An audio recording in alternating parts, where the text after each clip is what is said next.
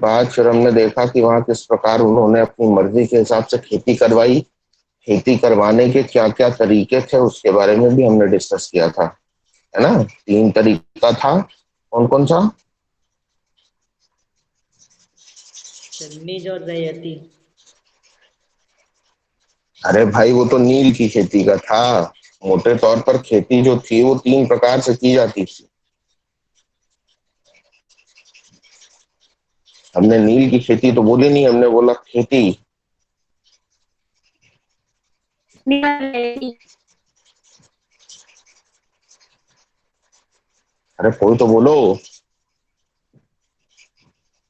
क्या सर एक व्यवस्था थी खेती करने की? सर एक स्थायी सन्नी। तीन मुनरो तीन व्यवस्था प्रकार की। था। पहला वाला कौन सा था? सर स्थायी व्यवस्था। सबसे पहला स्थायी था व्यवस्था। स्थायी बंदोबस्त। Yes sir. Yes sir. ठीक है, स्थायी व्यवस्था नहीं, यस सर, सॉरी सर। स्थायी बंदोबस्त। बंदोबस्त। बंदोबस्त। ठीक है, बंदोबस्त। इसको अंग्रेजी में कहते थे परमानेंट सेटलमेंट। Yes sir. फिर दूसरा वाला क्या था? सर मुनरो व्यवस्था। महान मुनरो व्यवस्था। जिसको आप क्या और कहते थे? महालवारी व्यवस्था। महालवाड़ी व्यवस्था। और तीसरा? मुंड्रो रैयत वाली। रैयतवाड़ी व्यवस्था। तीसरी वाली रैयतवाड़ी। व्यवस्था जो थी उसको क्या कहते थे? मुनरो रैयत वाली। व्यवस्था। रैयत रैयतवाड़ी। ठीक है, तो ये 3 व्यवस्थाएं थी। इन्हीं 3 व्यवस्थाओं से खेती कराते थे, उनकी समस्याएं थी, उसके बारे में हमने डिस्कस किया था। तो अब हमने जो है वो ग्रामीण इलाकों को देख लिया, अब हम जरा चलेंगे आदिवासी इलाकों में। ठीक है, और आदिवासी इलाकों में जाकर देखेंगे कि वहां क्या था, क्या व्यवस्था थी, वहां क्या परिवर्तन हुए। तो 1895 में बिरसा नाम के एक आदमी को झारखंड में छोटा नागपुर के जंगलों और गांवों में घूमते देखा गया, जो प्रेजेंट टाइम का झारखंड है। पहले आप जानते हैं कि झारखंड किस राज्य का हिस्सा था? बिहार। बिहार का हिस्सा था। एक और राज्य था जो, ये सन 2000 में 3 नए राज्य बनाए गए थे। कौन कौन से? सर छत्तीसगढ़, झारखंड। छत्तीस छत्तीसगढ़ किसको काट के बनाया? सर ये भी सर बिहार को काट के बनाए गए थे शायद। भाग, सर वेस्ट बंगाल को। गलत जवाब। मध्य तो प्रदेश कहाँ को है? सर। अरे नालायक को, मध्य प्रदेश को काट के बनाया गया छत्तीसगढ़। यस, ठीक है, तो एक राज्य बना, मध्य प्रदेश को काट के बनाया छत्तीसगढ़, बिहार को यस काट के सर। बनाया झारखंड, और एक और राज्य बचा। सर उत्तराखंड। सर उत्तर प्रदेश को काट के उत्तराखंड। यस, उत्तर प्रदेश को काट के उत्तराखंड बनाया गया। तो ये 3 नए राज्य बने हैं। ठीक है, दिमाग में घुसा लीजिए, लिख लीजिए कहीं। यस। ठीक है, उत्तर प्रदेश को काट कर उत्तराखंड बनाया गया। तो उत्तराखंड पहले उत्तर प्रदेश का हिस्सा था, फिर बाद में एक राज्य बन गया। उसी प्रकार से मध्य प्रदेश को काट कर छत्तीसगढ़ बनाया गया, और बिहार को काट के झारखंड बनाया गया। तो झारखंड। पहले ये, हाँ, पहले ये बिहार राज्य का हिस्सा था। तो 1895 में तो छत्तीसगढ़ नहीं था, ध्यान रखिए। 1895 में बिहार ही था। ठीक है, इवन की बिहार भी नहीं हुआ करता था। ये 1895, ये सारी चीजें 1947 के बहुत बाद में हुई हैं, जब भाषा के आधार पर राज्यों का गठन किया गया। या आप पहले भी पढ़ चुके हैं, और नहीं पढ़े हैं तो अभी पढ़ेंगे। ठीक है, आगे चलकर। तो आज जो आप राज्य देखते हैं, पहले ऐसे राज्य नहीं हुआ करते थे। पहले एक राज्य हुआ करता था जिसको कहते थे अवध। ठीक है, तो ये जो अवध राज्य था ये बहुत बड़ा राज्य था। इसमें जो वर्तमान उत्तर प्रदेश है आपका, वो प्लस उत्तराखंड प्लस बिहार का कुछ हिस्सा है, प्लस मध्य प्रदेश का भी कुछ हिस्सा है। एक बड़ा सेंट्रल प्रोविंस था जिसको कहा जाता था अवध। ठीक है, ऐसे समझिए। तो ये आपको समझाने के लिए यहाँ पे बताया गया है कि जो छोटा नागपुर जगह है वो प्लेटू है बेसिकली। छोटा नागपुर क्या है? पठार है। पठार। पठार। हाँ, 3 पठार है हमारे देश में, मोटा मोटी 3 पठार कह सकते हैं। एक जो है वो आपका दक्कन का पठार है, ये थोड़ी ज्योग्राफी समझिए। एक तरफ दक्कन का पठार है नीचे, फिर मालवा का पठार है, और एक छोटा नागपुर पठार है। 3 पठार है बड़े बड़े। ये जो छोटा नागपुर पठार है, इसमें आपका झारखंड प्रेजेंट टाइम का मान लीजिए, है ना, छत्तीसगढ़ और उड़ीसा का कुछ हिस्सा आता है, जो छोटा नागपुर पठार है। तो ये जिस व्यक्ति की बात हो रही है, बिरसा मुंडा, ये प्रेजेंट टाइम में झारखंड का छोटा नागपुर वाला जो इलाका है, वहां के जंगल जो थे, वहां इनको देखा गया था 1895 में। गांव में घूम रहे थे। लोग कहते थे कि उनके पास चमत्कारी शक्तियां हैं, वो सारी बीमारियां दूर कर सकता था और अनाज की छोटी सी ढेरी को कई गुना बढ़ा देता था। कैसे बढ़ा देता था? छूकर। ठीक है, लोग मानते थे कि चमत्कारी शक्तियां उसके पास, वो बीमारियों को ठीक कर सकता है और अनाज के ढेर को कई गुना बढ़ा देता है। बिरसा, अब ये किस्से कहानियां हैं बेटा, आप जानते हैं कि इस प्रकार जो है वो चीजें नहीं होती हैं, है ना। अब हम लोग जो है वो साइंस और टेक्नोलॉजी के स्टूडेंट्स हैं, आप भी, मैं भी, हम सब साइंस पढ़े हुए हैं, तो हम जानते हैं कि ऐसा नहीं होता है। नहीं है। ठीक है, लेकिन लोग ऐसा मानते हैं और आस्था पर प्रश्न नहीं उठाए जाते हैं, ये आप ध्यान रखिएगा। ठीक है,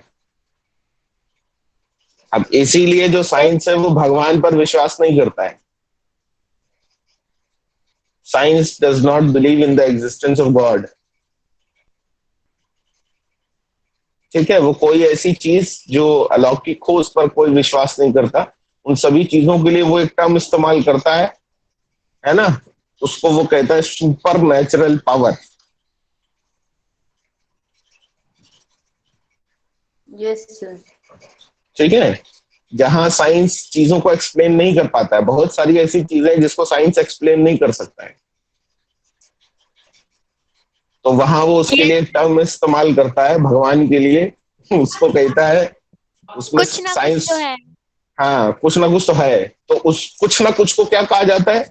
सुपर नेचुरल पावर कहा जाता है। ठीक है, लेकिन भगवान नहीं कहता साइंस उसको, ये ध्यान रखिए।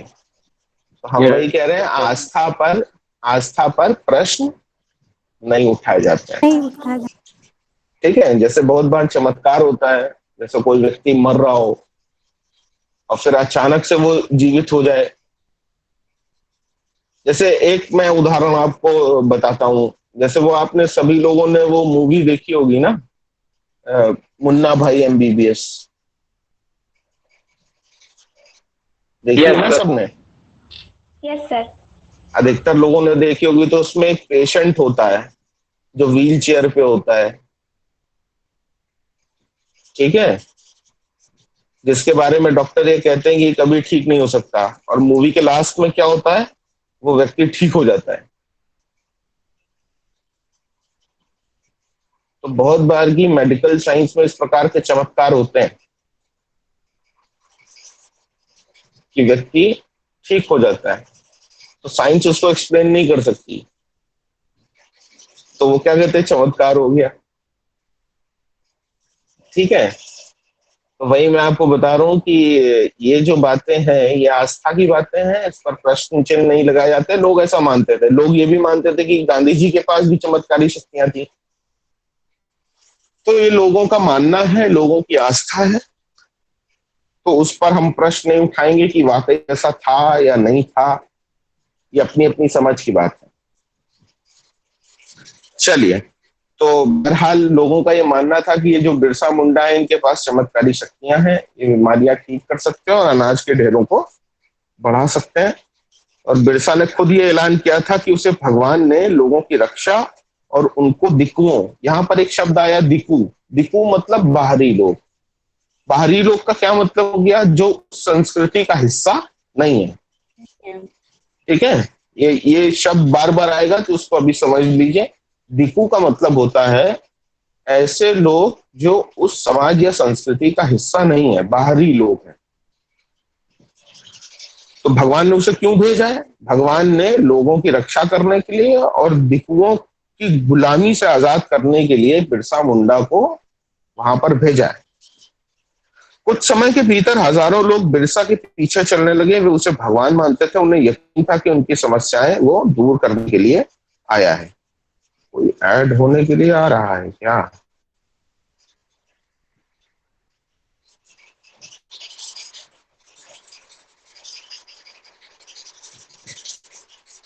अरे भाई, तुम लोग इतना लेट लेट क्यों आते हो?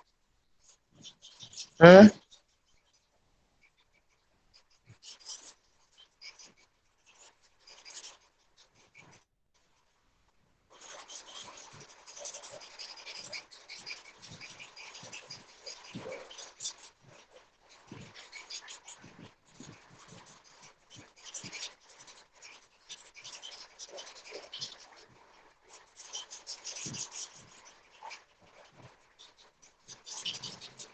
चलो, तो कुछ समय के भीतर हजारों लोग बिरसा के पीछे चलने लगे। वे उसे भगवान मानते थे। उन्हें यकीन था कि वह उनकी समस्याएं दूर करने के लिए आया है। अब हम बात करेंगे जरा बिरसा मुंडा की। तो एक बिरसा का जन्म एक मुंडा परिवार में हुआ था। मुंडा एक जनजाति, ठीक है, जिसको आप अंग्रेजी में क्या कहते हो, जनजाति को? Tribal, tribe.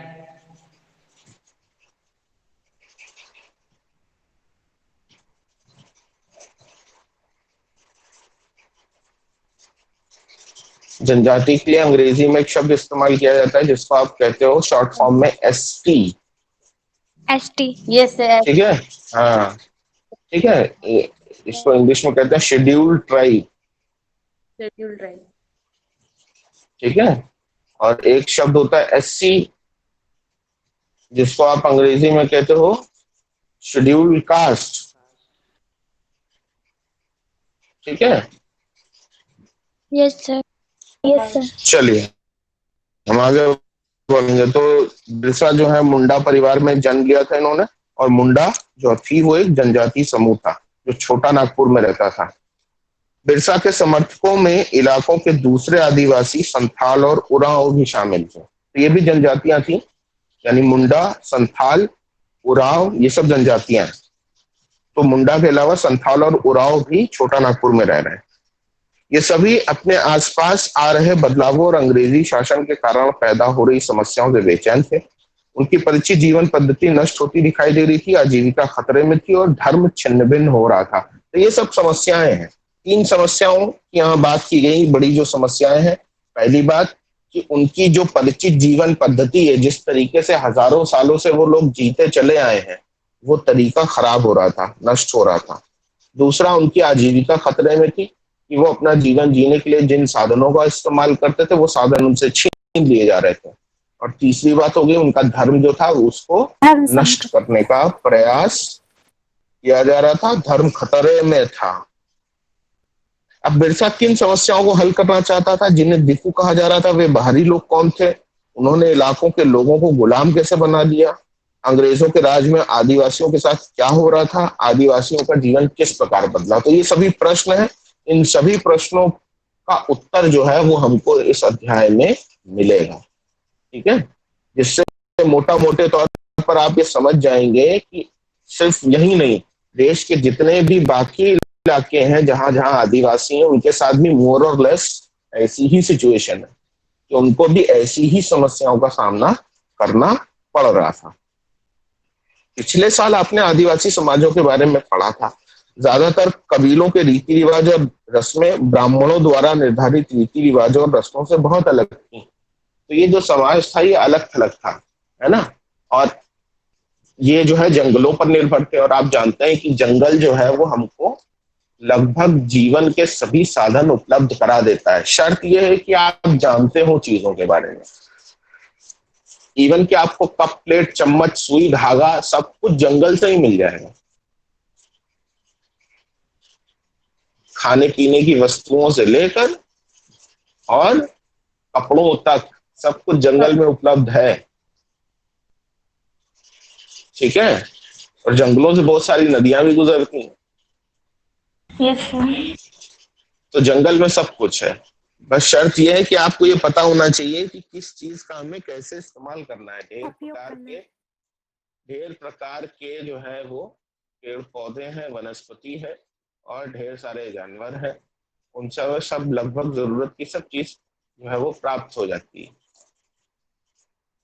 तमाम तरीके की दवाइयां भी उपलब्ध है जंगल में। बस शर्त यह है कि आपको ये पता होना चाहिए कि किस पौधे का या किस वनस्पति का आपको कैसे इस्तेमाल करना है। अब चूंकि ये लोग हजारों साल से जंगल में ही रह रहे हैं, तो इन्हें जंगल के बारे में आम लोगों से अधिक जानकारी है। ठीक है बेटा, बीच में नहीं बोलो, बाकी लोग भी डिस्टर्ब होते हैं इससे।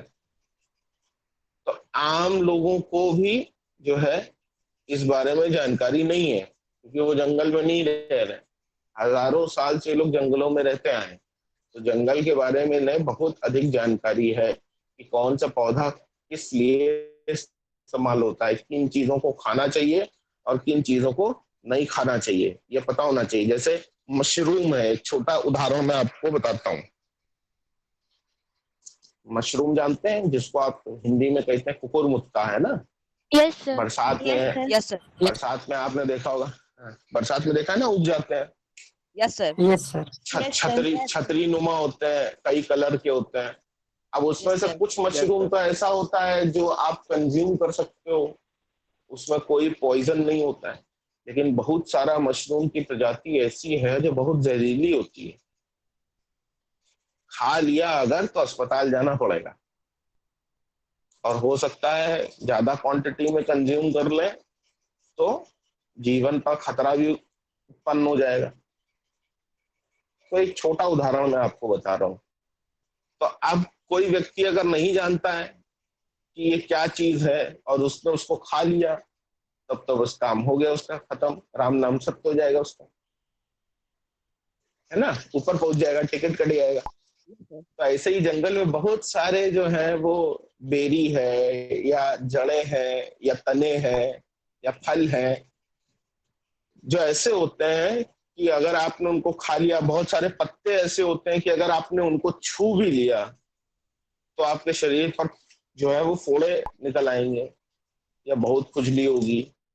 ये सब जानकारी जो है वो सब लोगों को नहीं हो सकती।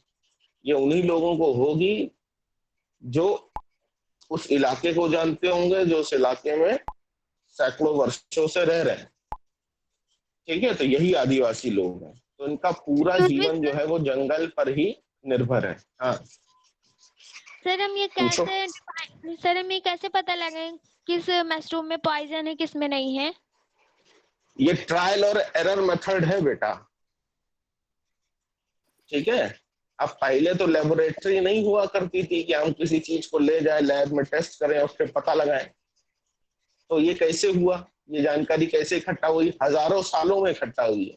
किसी ने खाया होगा तो उसको बीमारी हुई, तो उसने बताया, हमने ये खाया तो ये हो गया हमको, तो दूसरे लोग सचेत हो गए। इस प्रकार ये जानकारियां इकट्ठा हुई होंगी। Yes sir. इसी मेथड को हम कहते हैं ना ट्रायल और एरर। भाई जब कोई आप काम करते हैं तब संभावना होती है कि वो काम में गड़बड़ी हो जाए। अगर काम करेंगे नहीं तो गड़बड़ी भी नहीं होगी। तो कर कर सीखना। जब भी आप कोई काम करते हैं तो उसमें शुरुआती तौर पर कुछ गड़बड़ियां होती हैं, फिर आप उन गड़बड़ियों से सीखते हैं। तो इन लोगों ने भी ये जो जानकारी इकट्ठा की, ये कोई 2-4 दिन में या 2-4 साल में इकट्ठा नहीं हुई। ये हजारों वर्षों के दौरान ये जानकारी इकट्ठा करी है। और ये जानकारी ट्रांसफर कैसे होती है? कहीं कोई किताब तो है नहीं, सर एक कहीं दूसरे कोई को किताब नहीं है। तो मौखिक मौखिक रूप से ये जानकारी जो है वो ट्रांसफर होती है। ठीक है, चलिए आगे बढ़ेंगे। तो इनके रीति रिवाज और रस्म जो है वो ब्राह्मण जो समाज है उससे अलग है। ब्राह्मण समाज कौन सा समाज है? हम लोग हैं जो गांव में और शहर में रह रहे हैं, वो लोग। और ये लोग कहाँ रह रहे हैं? ये गांव शहरों से दूर है, ये जंगलों में रह रहे हैं। तो जंगलों में रह रहे हैं तो ये कटे हुए हैं बाकी लोगों से, मतलब कटे हुए इन द सेंस कि इनके रस्म रिवाज, सामाजिक जो कार्यक्रम है, जो तौर तरीके हैं, वो ब्राह्मण समाज से अलग हैं बेसिकली। ठीक है, ऐसा नहीं कि बिल्कुल ही कटे हुए हैं, जरूरत के लिए एक दूसरे पर निर्भर भी हैं, क्योंकि हमें बहुत सारे जंगली उत्पादों की जरूरत पड़ती है। हमें मतलब ब्राह्मण समाज को, वो लोग जो गांव और शहरों में रह रहे हैं। जैसे लकड़ी आप कहाँ से लाओगे? जंगल से लाओगे, है ना? जंगल। राजा है, उसको हाथी चाहिए तो हाथी कहाँ मिलेंगे? जंगल में मिलेंगे। हाथी उस समय सेना का महत्वपूर्ण भाग है ना? इसके अलावा और तमाम चीजें हैं, जैसे गोंद है, शहद है, ये तमाम चीजें आपको कहाँ से प्राप्त हो रही हैं? सब जंगल से मिल रहा जंगल। है। तो ये सारी चीजें अगर आपको लेनी है तो आपको कहाँ जाना पड़ेगा? आदिवासियों के पास जाना पड़ेगा। यस। और आदिवासियों को भी बहुत सारी चीजों की जरूरत है, जैसे कपड़े हो गए, अनाज हो गया, या बाकी सामान हो गया। ये आपको कहाँ मिलेगा? ये आपको ब्राह्मण समाज देगा। तो एक दूसरों की जरूरत को पूरा करने के लिए एक दूसरे से मिलते हैं और ये व्यापार चलता है। तो ऐसा नहीं कि बिल्कुल पूरी तरीके से जो है अनजान है एक दूसरे लोगों से, ऐसा नहीं है। ठीक है, मेल मिलाप भी है, लेकिन फिर भी सांस्कृतिक तौर से अगर आप कहें तो दोनों ही समाज जो है, चाहे वो आदिवासी समाज हो या ब्राह्मण समाज हो, एक दूसरे से बहुत अलग है। दोनों के रीति रिवाज जो है वो अलग अलग है। इन समाजों में ऐसे गहरे सामाजिक भेद भी नहीं थे जो जाति पर आधारित समाजों में दिखाई देते हैं। एक कबीले के सारे लोग कुटुंब के बंधनों में बंधे होते थे, लेकिन इसका यह मतलब नहीं था कि आदिवासियों के बीच कोई आर्थिक और सामाजिक फर्क नहीं था। तो जैसा कि आप देखते हैं, ब्राह्मण समाज जिस प्रकार से बटा हुआ है जातियों में, उस प्रकार से आदिवासी समाज बटा हुआ नहीं था। सारे ही लोग जो है वो एक दूसरे के साथ कुटुंब जैसा होता है ना, फैमिली रिलेशन में जुड़े हुए होते थे। लेकिन ऐसा भी नहीं था कि कोई भेद भी नहीं था। इतना भेद नहीं था जितना ब्राह्मण समाज में भेद था। सामाजिक और आर्थिक स्तर पर अंतर हुआ करते थे, लेकिन वो अंतर उतने अधिक नहीं थे जितने कि ब्राह्मण समाज में थे। जैसे ब्राह्मण समाज में क्या था कि निचली जाति का कोई व्यक्ति जो है वो ऊंची जाति के व्यक्ति के साथ कोई संबंध नहीं रख सकता था, शादी विवाह नहीं कर सकते थे। इसके अलावा क्या था, साथ में बैठ के खाना नहीं खा सकते थे, साथ में कोई काम नहीं कर सकते थे। तो ये सारी बातें जो थी वो जनजातीय समाज में नहीं थी।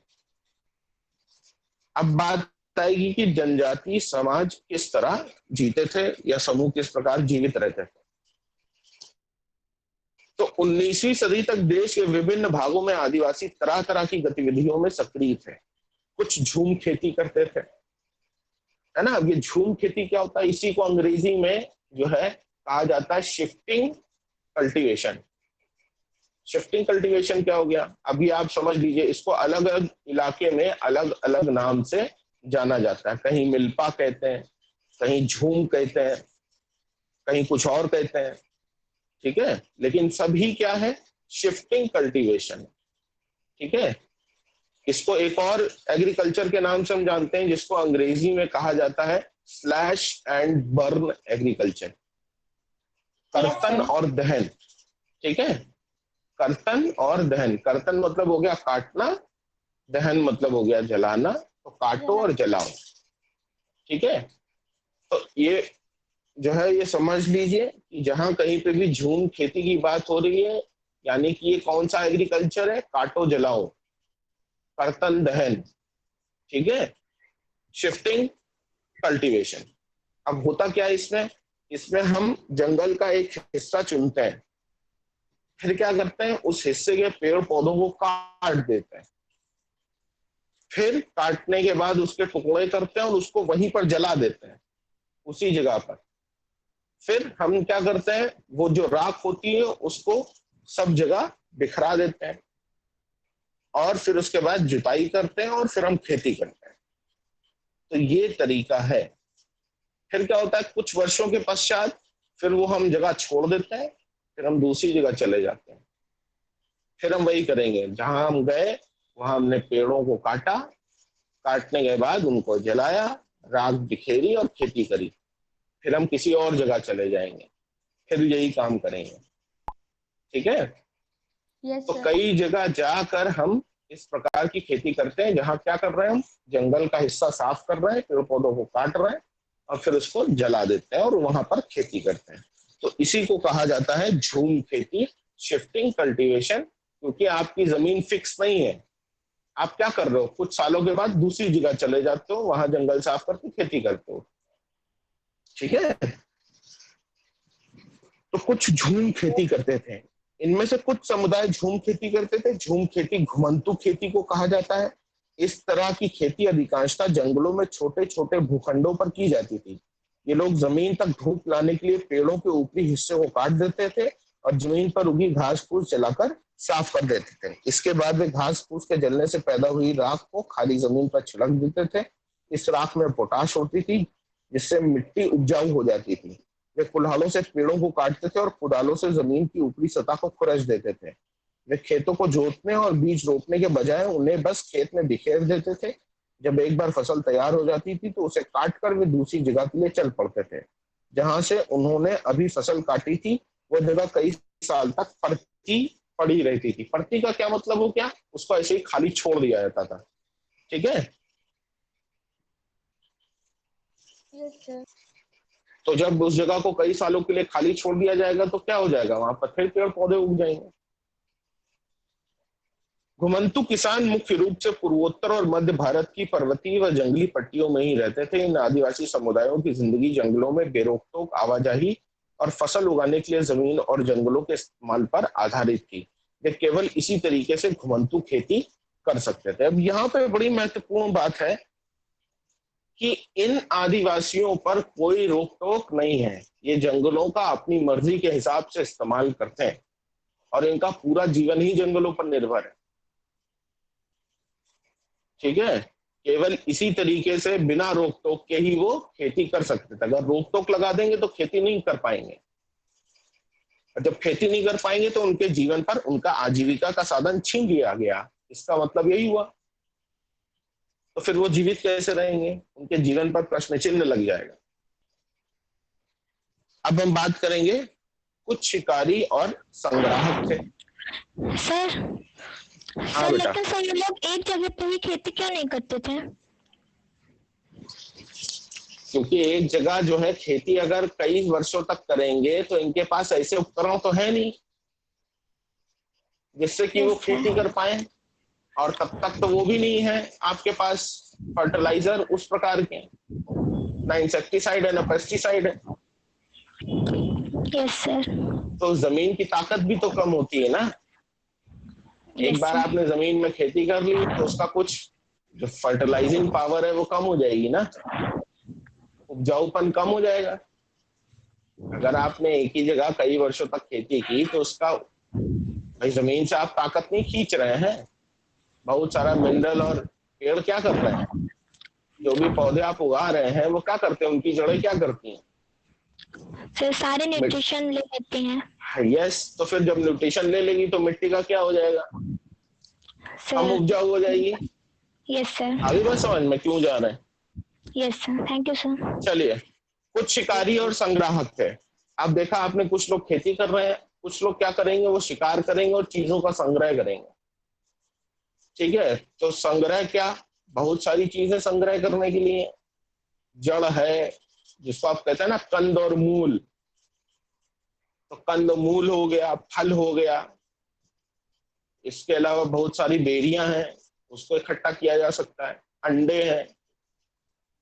तो ये तमाम चीजें हैं जिसको इकट्ठा करते हैं और शिकार करते हैं जंगली जानवरों। बहुत सारे इलाकों में आदिवासी समूह पशुओं का शिकार करके और वन्य उत्पादों को इकट्ठा करके अपना काम चलाते थे।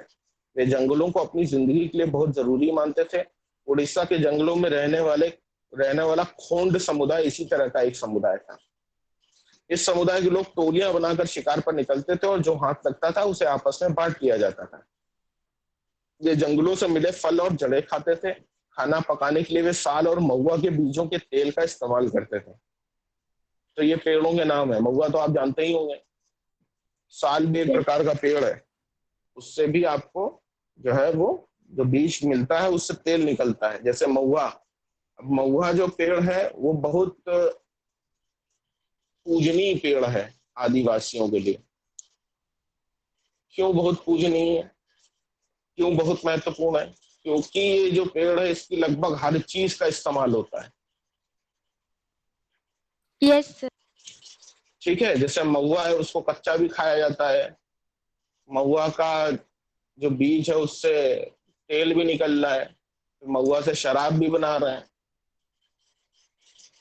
पत्तों का इस्तेमाल होता है, जड़ों का इस्तेमाल होता है, तने का इस्तेमाल होता है, हर चीज का इस्तेमाल होता है महुआ का। तो सर महुए इसीलिए को पेड़ पका बहुत, के बहुत सारी डिशेस भी बनाई जाती। हाँ, तो इसीलिए महुआ जो है वो बहुत महत्वपूर्ण पेड़ है आदिवासियों के लिए विशेष तौर पर। इलाज के लिए बहुत सारी जंगली जड़ी बूटियों का इस्तेमाल करते थे और जंगलों से इकट्ठा हुई चीजों को स्थानीय बाजारों में बेच देते थे। तो ये था, चीजें इकट्ठा करनी है और उनको बाजार में बेच देना है। जब भी स्थानीय बुनकरों और चमड़ा कारीगर को कपड़े व चमड़े की रंगाई के लिए कुसुम और फ्लाश के फूलों की, तो वो समुदाय के लोगों को ही कहते थे। तो अब ये देखो, कपड़ा रंगने के लिए अब हमारे पास आर्टिफिशियल कलर है आज, पहले तो नहीं हुआ करते थे। तो पहले जो थे प्राकृतिक रंगों का इस्तेमाल किया जाता था। जैसे पलाश का जो फूल है, पलाश का जो आपने नाम सुना होगा, पलाश का नहीं सुना यस होगा तो सर। अपने मम्मी पापा से पूछिएगा, उनको पता होगा पलाश के बारे में, आज भी मिलता है ये। तो इन इन फूलों का इस्तेमाल, कुसुम और पलाश जो है, इनके फूलों का इस्तेमाल जो है वो रंग बनाने के लिए किया जाता था। तो अब ये कहाँ मिल रहा है? जंगल में मिल रहा है। तो जब ब्राह्मण समाज के लोगों को जरूरत पड़ती थी, जैसे बुनकर हो गए या कमड़ा चमड़ा कारीगर है, उनको रंगों की आवश्यकता पड़ती थी, तो कहाँ जाते थे? खोंड समुदाय यानी जनजाति जो खोंड थी उनके पास जाते थे, उनसे सामान लाते थे। इन समुदायों को चावल व अन्य अनाज कहाँ से मिलते थे? कई बार तो चीजों की अदला बदली से काम चल जाता था। चीजों की अदला बदली कैसे? ब्राह्मण समाज को कुछ जरूरत है तो आदिवासियों के पास गए, उनसे ले लिया। आदिवासियों को जो जरूरत है वो ब्राह्मण समाज से ले लिया। तो ये हो गई चीजों की अदला बदली। जैसे जैसे कुसुम और पलाश है, ठीक है, अब रंग चाहिए तो बदले में आप कुछ दे दीजिए, उसके बदले में रंग ले लीजिए। जैसे चावल दे दीजिए, रंग ले लीजिए। तो ये हो गई चीजों की अदला बदली। इस सिस्टम को क्या कहा जाता था? वस्तु विनिमय पद्धति। वस्तु विनिमय पद्धति। अंग्रेजी में क्या कहते थे?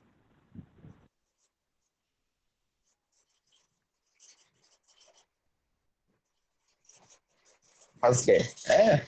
गाड़ी फंस गई, गाड़ी फंस गई भाई हमारे बच्चों की। किसी को मालूम है? तुम लोग लिखते नहीं हो ना, यही समस्या है। कॉपी पेन लेके बैठते नहीं हो। कहते कहते मतलब जमाने बीत गए, तुम लोग बूढ़े हो जाओगे, लेकिन हम लोग की बातें कहाँ मानोगे? बुढ़ापे तक तुम लोग ऐसे ही जो है वो डांट खाते रहो हम लोगों से। क्यों लेके नहीं बैठते हो कॉपी किताब? क्यों नहीं लिखते हो? बहुत सारी जानकारी हम तुम लोग को ऐसे ही बता देते हैं, तो तुम लोग खा जाते हो फिर उसके बाद। अंग्रेजी में इसको कहा जाता था बार्टर सिस्टम। क्या कहा जाता था? Barter system. ठीक है, अब ये ध्यान रखना। अब ये फिर पूछेंगे, हम नहीं बता पाए तो मुर्गा बना देंगे तुम लोग को।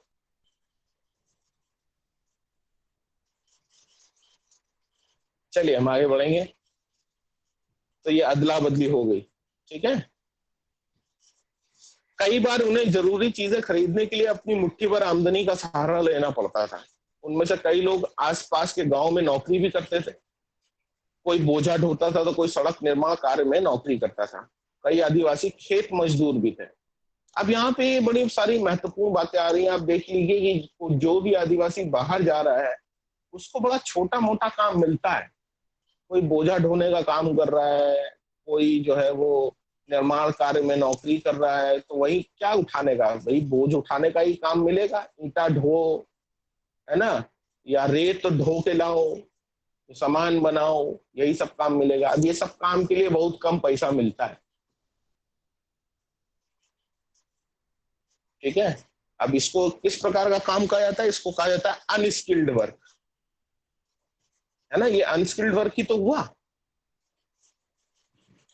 यस क्योंकि भाई इन लोग को जो है वो जंगलों पर जीने की आदत पड़ी, इन्होंने कोई नया काम तो सीखा नहीं है। तो जब कोई नया काम सीखा नहीं, कोई स्किल आई नहीं। अब ऐसा नहीं कि स्किल्ड नहीं है, अपने क्षेत्र में स्किल्ड है, ठीक है, लेकिन हमारा समाज ऐसा नहीं समझता है, और इसीलिए इन लोगों को उचित पैसा भी नहीं मिलेगा। अब ये ध्यान रखिए, अगर इन्होंने अपना जंगल छोड़ा और दूसरी जगह काम ढूंढने के लिए गए तो कैसा काम मिलेगा? ऐसा ही काम मिलेगा, और ऐसे काम में आमदनी बहुत कम होती है। ये ध्यान रखिएगा, आगे इसकी जरूरत पड़ेगी। जब वन उत्पाद कम पड़ जाते थे तो आदिवासियों को मजदूरी के लिए ज्यादा भटकना पड़ता था, लेकिन उनमें से बहुत सारे समुदाय जैसे मध्य भारत के बैगा औरों के लिए काम करने से कतराते थे। बैगा खुद को जंगल की संतान मानते थे और जो केवल जंगल की उपज पर ही जिंदा रह सकती है। मजदूरी करना बैगाओं के लिए अपमान की बात थी। ये भी ध्यान में रखिएगा कि बहुत सारे ऐसे जनजातीय समूह हैं जिनके लिए मजदूरी करना क्या है? अपमान है उनका। वो जंगलों की संतान है, जंगल से उन्हें सब कुछ प्राप्त होता है, तो जंगल के उत्पाद पर ही वो जीवित रह सकते हैं। दूसरे के लिए काम करने के लिए वो लोग कभी तैयार नहीं होंगे। जो चीजें आसपास पैदा नहीं होती थी उन्हें हासिल करने के लिए आदिवासियों को खरीद फरोख्त भी करनी पड़ती थी। इसकी वजह से वे कभी कभी व्यापारियों और महाजनों पर आश्रित हो जाते थे। व्यापारी बेचने को चीजें लेकर आते थे और भारी कीमत पर चीजें बेचते थे। सूदखोर महाजन भी आदिवासियों को कर्जा तो देते थे, लेकिन उनका ब्याज बहुत ज्यादा होता था। इस तरह बाजार और वाणिज्य ने आदिवासियों को कर्ज और गरीबी में ढकेल दिया। तब आप ये देखा आपने, है ना, खरीद फरोख्त भी कर रहे हैं, साहूकार और महाजन भी आ गए, वो उधार भी दे रहे हैं, बदले में बहुत अधिक ब्याज वसूल कर रहे हैं। तो इस चक्कर में क्या हो जाता था कि आदिवासी जो थे वो कर्ज के जाल में फंस जाते थे और उनकी स्थिति जो थी वो बहुत खराब हो जाती थी, बेहद गरीब हो जाते थे ये लोग। लिहाजा वे महाजनों और व्यापारियों को बाहरी शैतान और अपनी सारी मुसीबतों की जड़ मानने लगे। अब हम कल बात करेंगे, कुछ लोग जानवर पालते थे। किसी को कुछ पूछना है तो पूछ सकता है। सर खरीद फरोख्त करते हैं सर। खरीद फरोख्त मतलब खरीदना और बेचना।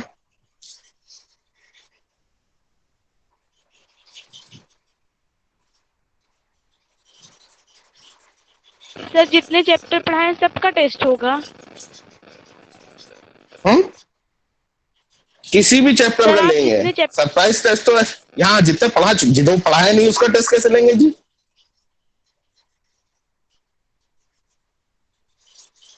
सर बता के लीजिएगा प्लीज। क्यों क्यों क्यों बता के लिए? इतना टाइम है तुम लोग के पास, क्या करते रहते हो तुम लोग? हल चलाना तुम लोगों को।